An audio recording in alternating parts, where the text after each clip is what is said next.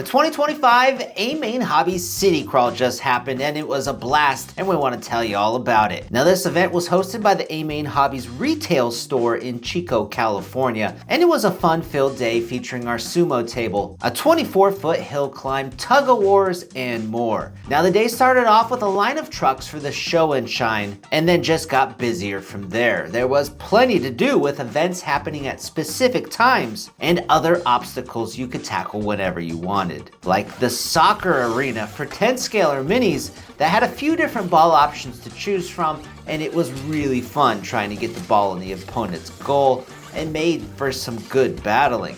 There was also a number of obstacles that were made and donated to the event by other people and crawler clubs. Like this teeter-totter, which is something we've had in a previous year, but this year it has hardwood pieces attached onto the top to make it even more challenging to get up and over. Now, one of the funnest things, at least for me, is to try to get your truck right into the middle and then balance the board upright, which just looks awesome. Now, this is actually me driving our AMain Hobbies Vanquish VRD Carbon that we used from our Building a Cheater Truck video. Now, following the teeter were more obstacles that you could just keep going through, with the first being this log section that we ended up just blasting right through it quickly. Now, that leads us into this cool little rock climb up to a water feature, and sadly, when we got close to the top, we made a little bit of a boo-boo, and we had to reverse and correct our truck. But going through the water is really cool.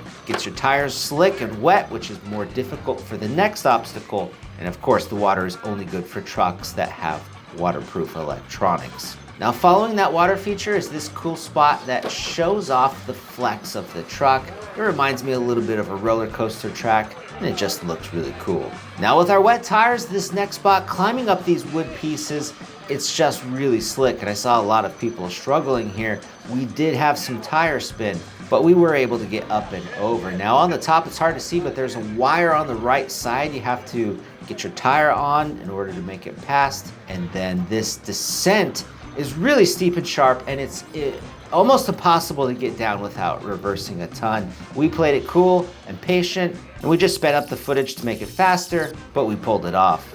Now, along the back fence was another drive on your own time, long straight of dirt and rock obstacles. And these were actually timed with gates, and then a referee who would walk with you and mark the gates, which was really cool for a lot of people to experience for the first time. Now, we were just wanting to kind of blast through this section to show it off for the camera, so we opted out of having a ref, and we just hauled booty through this to the end. This whole section of obstacles was created and built by some of our local crawler enthusiasts though, and it took a lot of time and energy to make this happen, and it's pretty awesome that they did all of this. This section will be a permanent fixture outside the AMain Hobbies retail store for anyone to use, and I hear there's plans to extend it further into the property in the future. Now, this spot is another permanent crawling area outside the AMain Hobbies retail store, and it's been here for a while, and they were also doing more time crawling events through here, but the trucks had to do it backwards, which was a nice change for people, but it really threw off some trucks which are more biased towards front end weight and climbing in the proper direction, so it just made for interesting results.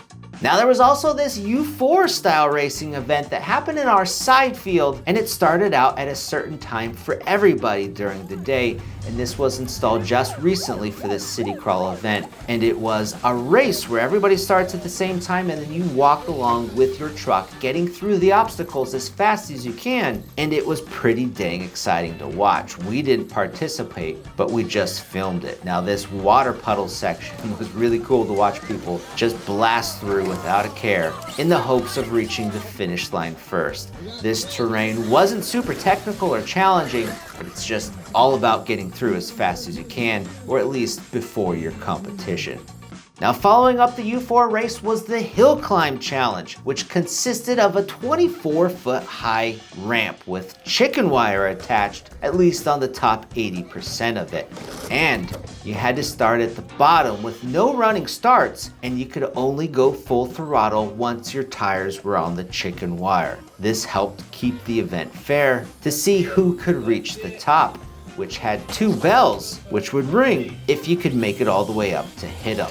There was a lot of trucks that attempted, but not so many that made it. The ones that did were really powerful with lots of wheel speed because a slow-moving truck just couldn't quite handle it. As you can imagine, there was a lot of tumbles here and a lot of trucks came back down really hard, and it was an exciting time and really awesome to watch. We tried to climb it with our VRD Carbon, but we came nowhere close to the top because we just didn't have nearly enough wheel speed. Next was the tug-of-war competition, and as the name suggests, a cable attaches to the rear axle of both trucks to see who can pull the other one across the crack in the concrete. The tug-of-war is pretty dang challenging though, with heavier trucks having the advantage, or if you had a 6x6 truck, those did really well too since they got more grip. There were a lot of trucks going through the tug-of-war competition, and since only 2 trucks can compete at a time, this event went on for quite a while, with each new contestant battling the previous winner until there was only one. Now last but not least was the main event for the day, the Sumo Table, which has been super popular in the past and it didn't disappoint this year. Now the main goal for this is just surviving, with whoever is last to stay on the table wins. So if you fall off the side or get turned over on your lid, you're pretty much done. Now for this year, the table was made bigger for more room and more trucks, but it still wasn't big enough for everybody. So we had to take turns doing the Sumo Table several times so everybody could get a turn. We didn't participate in this either, but plenty of people did, and it was super fun, really entertaining, and just a blast to be a part of.